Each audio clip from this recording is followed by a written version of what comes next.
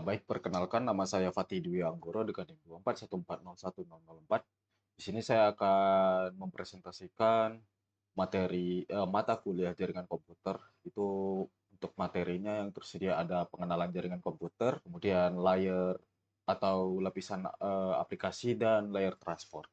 Baik, yang pertama kita masuk ke pengenalan jaringan komputer. Apa itu internet dan protokol? Oke, baik. Secara struktural, internet adalah jaringan dalam jaringan yang menghubungkan miliaran perangkat di seluruh dunia menggunakan ISP atau Internet Service Provider yang saling interkoneksi. Sedangkan secara konseptual, internet adalah sebuah infrastruktur dan interface pemrograman yang menyediakan layanan berbagai aplikasi agar saling terkoneksi atau saling terhubung. Sedangkan protokol ini adalah sebuah aturan yang mengatur semua aktivitas komunikasi di internet. Oke, yang pertama kita masuk ke bagian jaringan tepi atau network edge, yang dimana di sini adalah tempat awal di mana aplikasi dan data berada. Network edge ini terbagi menjadi tiga bagian, yaitu yang pertama adalah host, yaitu adalah bagian yang terdiri dari klien atau pengguna dan juga server yang menjalankan aplikasi jaringan. Kemudian ada jaringan akses, ini bagian yang bertugas untuk menghubungkan host ini untuk ke router pinggiran pertama. Contoh contoh jaringan akses itu ada jaringan rumahan itu ada DSL FTTH, terus jaringan perusahaan itu ada Ethernet LAN dan jaringan seluler atau yang dipakai di perangkat mobile itu biasanya 4G atau 5G. Kemudian ada media fisik. Media fisik ini bagian yang merupakan jalur transmisi yang menyalurkan bit antar perangkat. Contohnya itu ada media fisik yang berarah itu ada kabel tembaga, fiber optik, dan koaksial. Yang tidak serarah itu contohnya sinyal gelombang radio. Baik, ini ada ilustrasi jaringan tepi seperti yang dilihat karena internet itu jaringan yang dalam jaringan, jadi semua jaringan itu terinterkoneksi. Maka jaringan tepi itu ya berada yang di pinggiran-pinggirannya. Oke, yang kedua kita bakalan masuk ke jaringan inti atau network core. Pada bagian inti ini terdapat banyak sekali router yang saling terkoneksi sehingga diterapkan sebuah mekanisme yaitu paket switching yang menguraikan pesan-pesan nanti yang dikirim menjadi potongan-potongan kecil yang disebut paket. Dan mekanisme ini memiliki efisiensi yang luar biasa dalam membagikan sumber daya jaringan. Oke, sebelum kita masuk ke paket switching, kita bakalan masuk ke fungsi dasar jaringan inti atau network core. Yang pertama itu ada routing. Jadi jaringan inti ini fungsi utamanya yang pertama itu menentukan rute global yang akan ditempuh paket jaringan dimulai dari sumber hingga ke tujuan. Kemudian untuk yang forwarding, ini fungsi untuk memindahkan paket yang secara lokal ke jalur sambungan keluaran router yang tepat. Jadi routing ini untuk memetakan jalurnya dan forwarding ini untuk kemana paket yang disalurkan itu sesuai dengan jalannya atau sesuai dengan routernya. Oke, maka kita masuk ke mekanisme paket switching. Paket switching ini memiliki dua mekanisme yaitu store and forward dan queuing. Pertama kita masuk ke store and forward. Yang mana mekanisme ini sebuah router harus menerima keseluruhan bit dari sebuah paket secara utuh sebelum mulai mentransmisikan bit pertama dari paket tersebut ke sambungan berikutnya. Jadi harus semua paket itu harus diterima terlebih dahulu baru dikirimkan ke selanjutnya. Kemudian kita masuk ke queuing yang mana ini mekanisme yang memberikan router memiliki memori sementara atau yang disebut buffer atau antrean. Mekanisme ini terjadi ketika laju output paket lebih besar atau lebih cepat daripada batas kapasitas maksimal transmisi. Jadi ada juga mekanisme mengantri di sini. Baik, kita lanjut. Ini ada fenomena queuing and loss. Di mana sebuah fenomena di mana sebuah paket baru tiba di router, namun kondisi antreannya sudah terisi penuh maksimal oleh paket-paket lain. Fenomena ini menyebabkan paket yang dibuang akan musnah di tengah jalan dan tidak pernah sampai di perangkat tujuan atau disebut juga dengan paket loss. Oke, kita lanjut. Oke, ini fenomena paket delay, di mana fenomena dalam jaringan komputer, jeda waktu yang dibutuhkan oleh sebuah paket data untuk berpindah dari satu titik atau sumber ke titik lainnya atau tujuan dan penerima melalui jaringan. Fenomena delay ini punya 4 faktor utama. Yang pertama ada delay processing, delay antrean, delay transmisi, dan delay propagasi. Rumusnya bisa dilihat, ini D nodal ini adalah paket delay-nya, delay ini delay processing, di queue ini delay antrean, di trans ini delay transmisi, di prop ini delay propagasi. Yang kedua itu ada traffic intensity. Ini adalah fenomena delay antrean, komponen yang paling dinamis dan sulit diprediksi dibandingkan jenis delay lainnya. Waktu tunggu ini sangat bergantung pada tingkat kemacetan lalu lintas paket yang menuju ke sebuah router. Dan berikut adalah variabel penentu dalam traffic intensity. Yang pertama itu ada bandwidth sambungan atau R, panjang paket atau L, dan rata-rata kecepatan kedatangan paket baru ke dalam router atau A. Rumusnya seperti yang dilihat, L kali A per R. L kali A itu sama dengan kecepatan tiba dan R itu kecepatan layanan. Kemudian kita masuk ke throughput. Throughput ini merupakan kapasitas kecepatan transmisi bit bersih antara dua titik atau end-to-end. Secara matematis, seringkali dibatasi oleh kecepatan bottleneck link, yaitu laju sambungan yang memiliki kecepatan paling rendah pada jalur yang dituju. Variabelnya pada throughput itu ada R server, ini untuk server, untuk kapasitas link akses di server, dan klien itu untuk yang sisi kliennya. Throughput itu tinggal kita cari aja min dari server dan klien. Oke, kita masuk ke lapisan-lapisan protokol. Yang pertama itu lapisan aplikasi. Lapisan aplikasi ini protokol tingkat aplikasi berada, yang mana di sini pengguna berinteraksi langsung dengan layanan jaringan. Fungsi utamanya yaitu menyediakan layanan jaringan untuk aplikasi. Contohnya itu ada HTTP atau SMTP dan DNS. Kemudian tiap lapisan ini bakalan menghasilkan data. Untuk di lapisan aplikasi yang dihasilkan itu adalah pesan atau message. Oke, kita masuk ke lapisan transportasi, yang mana lapisan ini mengambil pesan dari lapisan aplikasi, kemudian mentransfernya antar proses yang berjalan di dua host yang berbeda. Fungsinya yaitu mengatur komunikasi dari ujung ke ujung atau end-to-end antar aplikasi. Contoh protokolnya ada TCP dan UDP. Kemudian bentuk data yang dihasilkan yaitu berupa segmen. Oke, kita lanjut ke lapisan jaringan. Lapisan jaringan ini bertanggung jawab untuk memindahkan paket dari komputer ke sumber komputer lain. Tujuan akhirnya yaitu melewati berbagai router di jaringan inti. Fungsi utamanya yaitu menentukan rute terbaik dan meneruskan alamat logis jaringan. Contoh protokolnya ada IP atau Internet Protocol dan protokol-protokol routing. Kemudian bentuk data yang dihasilkan itu berupa datagram. Kemudian kita ada lapisan tautan, itu bertugas untuk memindahkan data dari satu titik ke titik tetangga yang terhubung langsung di sepanjang rutenya. Kemudian memiliki fungsi itu mentransfer data antar elemen jaringan yang berdekatan. Bentuk data yang dihasilkan yaitu berupa frame. Kemudian untuk lapisan terakhir ini lapisan fisik. Ini fungsinya itu mengubah satuan bit ke dalam media perantara komunikasi yang sesungguhnya. Contoh medianya itu kabel tembaga, kabel fiber optik, dan lain-lain. Bentuk data yang disalurkan itu berupa bit. Nah, dari lapisan-lapisan ini ada proses enkapsulasi yang terjadi dari pengirim dan penerima. Kalau dari pengirim itu dimulai dari layer aplikasi, transportasi, jaringan, tautan, dan fisik. Untuk datanya itu sesuai dengan yang ada di sini, itu pesan, segmen, datagram, dan tautan, dan frame. Kemudian fisik. Sedangkan dari sisi penerima itu sebalik dari sisi pengirim. Kalau penerima dia bakalan menerima dari fisik dulu, kemudian ke layer tautan, kemudian jaringan, transportasi, dan aplikasi. Baik, kita masuk ke lapisan aplikasi. Yang pertama-tama kita harus mengenal arsitektur dari aplikasi, yaitu yang pertama ada client server, yang mana pada arsitektur ini pembagian peran antara perangkat sangatlah jelas dan terpusat. Yang pertama itu ada server yang bertindak sebagai penyedia layanan utama yang harus selalu aktif dan memiliki alamat IP statis agar mudah ditemukan oleh perangkat lain. Sedangkan di sisi klien itu perangkat pengguna yang memulai komunikasi dengan server dan dia tidak harus selalu aktif dan alamat IP-nya pun bisa dinamis. Kemudian pada arsitektur peer-to-peer ini murni tidak mengandalkan server terpusat yang selalu menyala. Dalam model ini, setiap end system atau peer bisa langsung berkomunikasi satu sama lain, di mana sebuah peer dapat meminta layanan dari peer lain, sekaligus memberikan layanan kembali sebagai imbalannya. Kemudian, bagaimana cara mengirim pesan? Nah, ketika klien mengirim sebuah pesan ke server, dibutuhkan sebuah pintu antara proses aplikasi dan protokol transport, di mana sebuah jaringan yang disebut soket.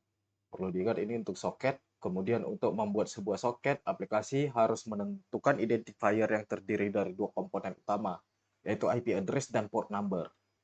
Oke. Kemudian ada dua mekanisme dalam proses berkomunikasi. Yang pertama itu dalam host yang sama, yang mana itu jika ada dua proses yang berjalan pada komputer sama, mereka berkomunikasi menggunakan biasanya itu inter process communication atau IPC, yang mana mekanisme ini sepenuhnya sudah diatur oleh sistem operasi atau OS.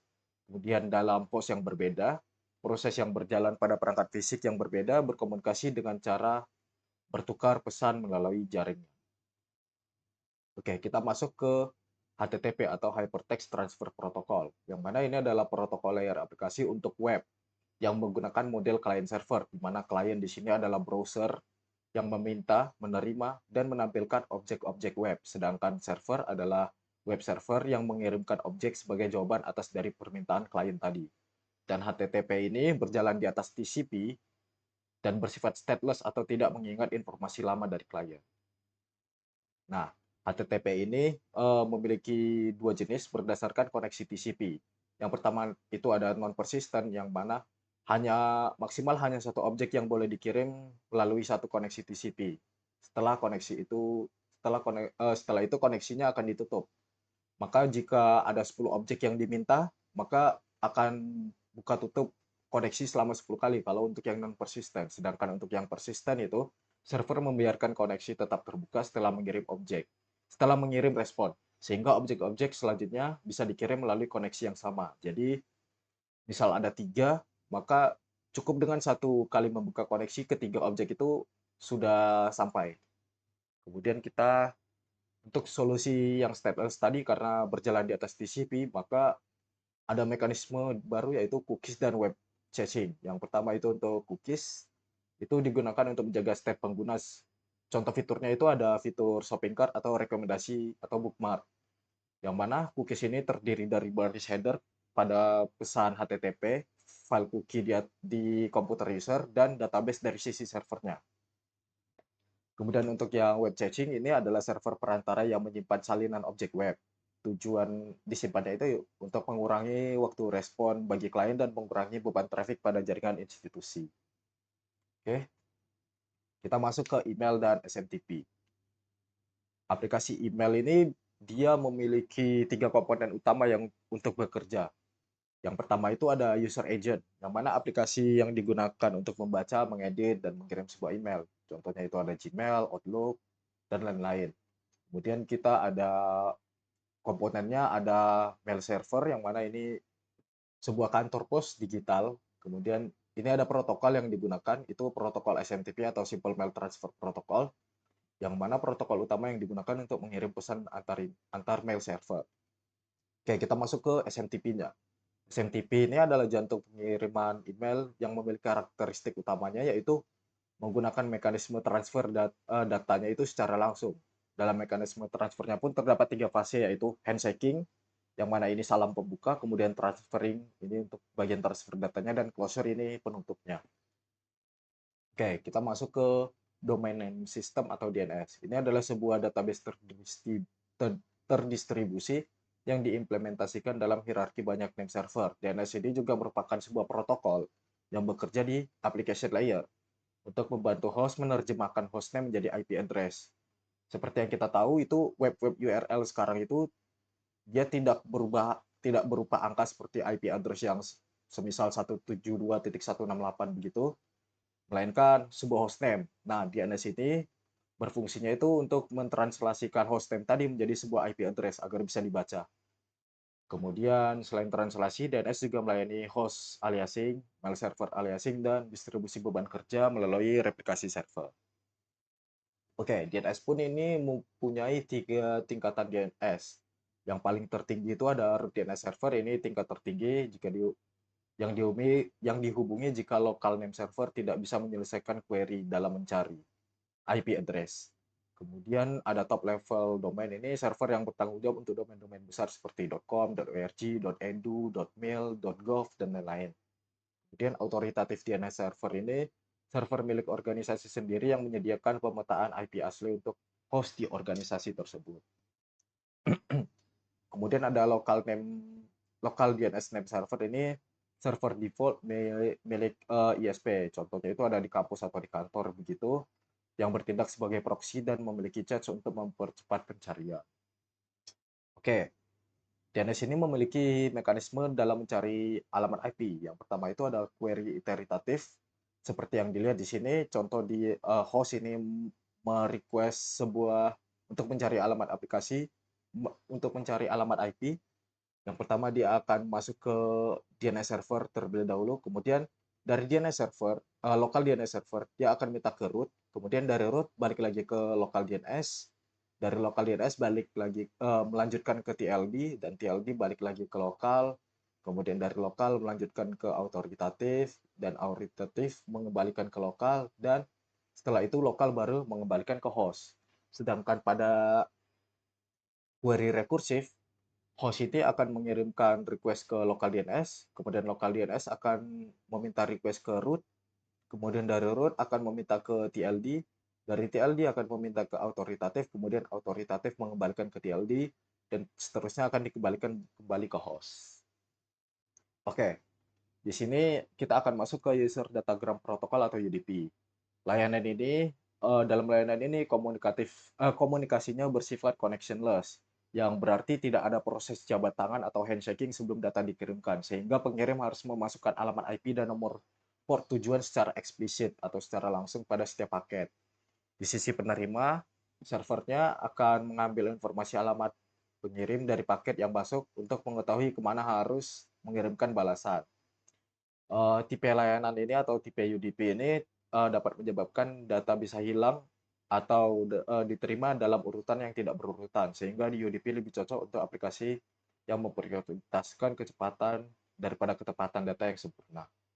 Nah, kebalikan dari UDP, Transmission Control Protocol atau TCP ini eh, dalam layanan ini servernya itu harus berjalan lebih dahulu, kemudian membuat soket penyambut untuk menerima kontak dari klien, kemudian saat klien membuat soket TCP-nya tadi, klien secara otomatis melakukan koneksi ke server tersebut atau melakukan proses handshaking. Saat dihubungi oleh klien, server TCP akan membuat sebuah soket baru lagi. Jadi ada dua soket yang bakalan terbuat di sini. Yang pertama pada saat proses handshaking dan membuat soket baru untuk berkomunikasi sama kliennya. Kemudian karena koneksi sudah terjalin seperti sebuah pipa yang stabil, aplikasi tidak perlu lagi melampirkan alamat servernya pada setiap pengiriman data, cukup menggunakan metode kirim dan terima secara langsung. Nah, karena ada proses handshaking, jadi data yang di sini ini bakalan diterima secara berurutan dan tidak bakalan ada yang hilang. Tapi dengan harga yang harus dibayar yaitu lebih lambat daripada UDP. Baik, kita masuk ke lapisan transportasi. Oke, lapisan transportasi ini di sisi pengirim, lapisan transportasi memiliki peran yaitu menerima pesan utuh dari application layer, lalu memotong-motongnya menjadi potongan data yang lebih kecil atau yang disebut dengan segmen. Seperti yang kita sudah bahas sebelumnya, lapisan transportasi ini bakalan menghasilkan segmen.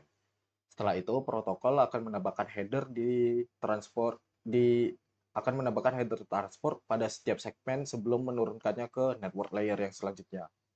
Sedangkan di sisi penerima, lapisan transportasi menerima segmen-segmen dari network layer, kemudian protokol memeriksa headernya, kemudian merakit atau yang merakit kembali segmen-segmen tersebut menjadi pesan yang utuh dan meneruskannya ke proses aplikasi yang tepat melalui soket.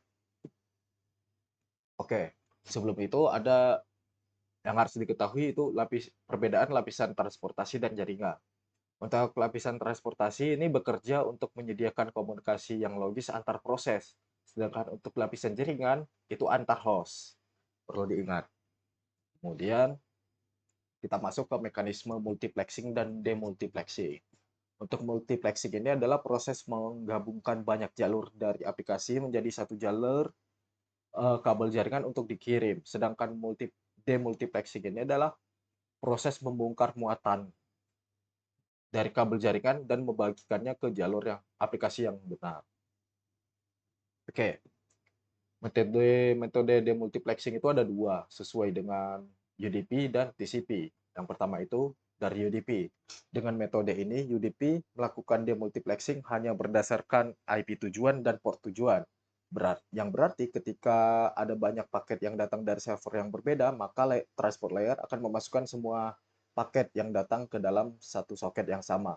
Sedangkan untuk TCP, ini dia ada menggunakan 4 informasi sekaligus, yaitu IP sumber, port sumber, IP tujuan, dan port tujuan. Karena ada IP dan port sumber, maka server web yang menerima koneksi TCP dari banyak klien akan memisahkan jalur secara spesifik. Jadi semisal untuk UDP ada tiga ada tiga host nih ingin nyambung ke satu tujuan, itu cuma dibuat satu soket. Sedangkan untuk TCP, misal ada tiga host, ada tiga pengirim gitu, maka akan dibuat juga tiga soket. Jadi TCP ini akan membuka lebih banyak jalur nantinya. Kemudian UDP di lapisan transportasi memiliki karakteristik utama. Yang pertama itu best effort service, yang mana UDP ini menjanjikan kecepatan atau usaha yang terbaik dalam mengirim data, tetapi tidak ada jaminan datanya akan sampai atau data datang secara berurutan. Jadi UDP ini eh, mekanisme yang bodoh amat, yang penting dia sudah mengirim data. Sedangkan untuk yang kedua yaitu karakteristiknya connectionless, yang mana tidak ada proses jabat tangan atau handshaking antara pengirim dan penerima sebelum aliran data dimulai. Yang mana pengirim akan langsung saja menembakkan data begitu saja. Nah, walaupun UDP ini tidak andal dalam mengirim data karena akan ada data yang hilang, tetapi masih banyak alasan kenapa UDP ini masih dipakai, yaitu kecepatan transfernya itu tidak masuk akal atau ekstrim karena tidak ada handshaking, kemudian sangat ringan karena tanpa connection state, dan headernya itu sangat-sangat kecil dan tidak akan melambatkan kecepatan jaringan jika mendeteksi jaringan sedang macet. Nah, meskipun sederhana, UDP ini tetap menjadikan satu mekanisme perlindungan dasar yang disebut dengan checksum. Tujuannya ini untuk mendeteksi apakah data di dalam segmen berubah secara tidak sengaja atau bit flip akibat gangguan fisik. Nah, contoh ini kan ada dua bit ini yang dikirim. Eh, ini 16 bit. Kemudian cara pertamanya itu akan di-sum dulu. Kemudian ketika sudah di-sum, tinggal dicek sum aja. Di cek sum itu dikembalikan. Misal dari hasil sumnya itu 1, maka cek sumnya akan 0. Seterusnya gitu. Kemudian akan ditambahkan. Setelah ditambahkan kembali, akan dicek kalau hasilnya itu semua 1, maka tidak ada kerusakan. Oke, kita masuk ke Reliable Data Transfer atau RDT. Yang ini ada evolusinya. Yang pertama itu ada RDT 1.0 ini. Cara kerja prinsipnya itu cuma membungkus datanya menjadi sebuah paket, kemudian langsung dikirim tanpa ada pengecekan. Sedangkan kalau RDT 2.0 ini, karena datanya dapat rusak di tengah jalan, maka diperkenalkan mekanisme pengecekan yaitu checksum yang pertama, kemudian ada ACK atau acknowledgement, dan balasan dari ACK yaitu negative acknowledgement atau NAK. Kemudian RDT 2.1 dikarenakan balasan ACK atau NACK itu dapat rusak di tengah jalan, maka prinsip ini dikenalkan sequence number atau nomor urut pada paket. Kemudian di 2.2 developer ini mulai sadar kalau NACK ini sebenarnya tidak dibutuhkan, karena itu dibuat sistem dari pengirim yang mendeteksi kalau adanya duplikasi ACK. Pengirimnya tahu kalau paket yang dikirimnya itu rusak atau hilang. Kemudian kita masuk ke RDT 3.0 dan solusi akhir. Nah, di RDT 3.0 ini diperkenalkan mekanisme baru yaitu penggunaan timer. Tapi mekanisme timer pun ini masih terbilang belum sempurna karena performanya itu sangat-sangat lambat. Maka dibuat lagi solusi mutakhir yaitu pipelining dengan dua pendekatan manajemen memori utama yaitu GBN dan SA. Untuk GBN yang pertama itu menggunakan kumulatif ACK. Jadi ketika terjadi timeout, pengirim akan mengirim ulang paket yang hilang beserta seluruh paket setelahnya sebelum yang belum dibalas. Kemudian pada SR ini menggunakan individual ACK. Jadi ketika terjadi timeout, pengirim hanya mengirim ulang paket spesifik yang dipastikan hilang. Kalau go back ini bakalan dikirim ulang semua, kalau SR ini yang hilang-hilang aja yang dikirim. Oke, kemudian TCP di lapisan transportasi ini, TCP ini layanan kurir ekspedisi VIP yang berasuransi. Kemudian kurir ini memastikan barang pasti sampai tidak rusak, urutannya benar, dan tidak akan memaksakan pengiriman jika gudang penerima sedang penuh.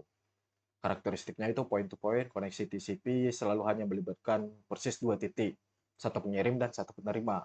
Kemudian dia in order byte stream ini, aplikasi melihat data sebagai aliran byte yang mengalir secara berurutan tanpa ada yang cacat atau hilang. Kemudian full duplex data ini dalam satu koneksi yang sama, data dapat mengalir kedua arah secara bersamaan. Kemudian connection oriented ini, sebelum pertukaran data harus ada proses persetujuan atau alokasi memori di kedua belah pihak atau handshaking. Kalau di UDP tidak ada handshaking. Kemudian dalam hal keandalan transfer data ini, TCP mengadop prinsip pipelining dan sequence number. Namun ada modifikasi yang dilakukan pada TCP. Yang pertama itu TCP menggunakan kumulatif ACK. Jadi saat penerima mengirim ACK, nomor yang dicantumkan adalah nomor byte selanjutnya yang ia harapkan. Yang berarti semua byte sebelum nomor tersebut sudah diterima dengan selamat. Kemudian dia memberikan mekanisme timeout dan retransmisi. Sama seperti teori dasar yang tadi, TCP juga punya timer. Kemudian untuk fast retransmit, yang mana jika pengirim menerima 3 duplikat ACK, pengirim akan menyadari bahwa paket setelah nomor itu hilang di jalan. Tanpa menunggu timer habis pun, TCP akan langsung menembakkan ulang paket yang hilang tersebut. Oke, di TCP ini pun memiliki mekanisme flow control, yang mana flow control ini dalam mengirimkan data agar pengirim tidak dibanjiri penerima tidak membanjiri penerima lebih cepat daripada kemampuan aplikasi membaca data di buffer. Yang dimana setiap komputer penerima mengalokasikan memori khusus atau receive buffernya untuk menampung data yang datang sebelum dibaca oleh aplikasi. Oke, kita masuk ke congestion control. Secara sederhana, kemacetan itu terjadi ketika terlalu banyak sumber yang mengirimkan terlalu banyak data dengan kecepatan yang terlalu tinggi melampaui kapasitas jaringan untuk menanganinya. Nah, perlu diingat, flow control dan congestion control ini adalah dua hal yang berbeda. Kalau flow control itu dia mencegah pengirim membanjiri penerima, sedangkan congestion control itu mencegah pengirim membanjiri jaringan di tengah jalan atau membanjiri kapasitas router dan bandwidth kabel ya. Nah, congestion control ini memiliki dua mekanisme atau dua tipe. Yang pertama itu end-to-end congestion control, mana jaringan router tidak memberikan informasi apa-apa ke perangkat ujung. Komputer mengirim harus menebak sendiri apakah terjadi kemacetan dengan melihat adanya paket loss atau delay. Kemudian ada yang kedua itu ada network assisted congestion control, yang mana router di dalam jaringan secara aktif memberikan sinyal kepada pengirim untuk memberitahu bahwa adanya kemacetan yang terjadi di dalam jaringan. Oke, di sini kita masuk ke TCP Congestion Control. Karena arsitektur IP dasar tidak memberikan umpan balik tentang status di jaringan, TCP di sini menggunakan pendekatan end-to-end. Kemudian TCP juga memperkenalkan variabel baru di sisi pengirim, yaitu disebut congestion window atau CWND. Congestion window ini adalah variabel counter pada protokol TCP yang menentukan jumlah maksimum yang boleh dikirim pengirim ke jaringan sebelum menerima pengakuan acknowledgement atau ACK. Oke, di sini ada mekanisme TCP dalam mengatur CWND. Yang pertama itu additive increase dan multiplicative decrease. Yang pertama, pada mekanisme ini selama tidak ada paket yang hilang, TCP-nya itu akan terus menambahkan nilai CWND-nya itu 1, 1, 1, 1, 1. Tetapi ketika TCP mendeteksi adanya error atau paket data yang hilang, maka akan setengah. Jadi semisal nilai CWND-nya 4, kemudian terjadi error, maka nilai CWND-nya bakalan balik ke 2. Kemudian akan melanjutkan lagi 1, 1, 1, 1. Ditambah 1. Oke, kemudian yang pertama itu ada slow start. Yang mana di sini koneksi TCP pertama kali dibuka, nilai CWND-nya di setel sangat kecil, namun setiap kali pengirim menerima balasan ACK, CWND-nya tidak ditambah satu, tapi digandakan atau dieksponen. Jadi ketika eh, yang pertama itu kan nilai CWND-nya satu, maka akan kemudian tidak ada error, maka dia akan lanjut jadi dua, tidak ada error, akan lanjut eksponen 2 pangkat 2 itu jadi 4, kemudian seterusnya. Oke, kita lanjut. Eh, Kemudian ada reaksi TCP terhadap paket yang hilang, itu antara timeout atau versus 3 duplikat ACK. Nah, ketika terjadi kehilangan akibat timeout, TCP di sini akan menurunkan CWND kembali ke satu atau MSS, ke satu MSS atau mengulang slow start dari awal dan menurunkan batas thresholdnya itu menjadi setengah dari CWND terakhir. Sedangkan terjadinya kehilangan akibat 3 duplikat ACK, TCP itu akan memotong CWND menjadi setengahnya, lalu menaikkan lanjut lagi secara linear ditambah satu satu satu. Mungkin cukup sekian penjelasan dari saya. Saya ucapkan terima kasih.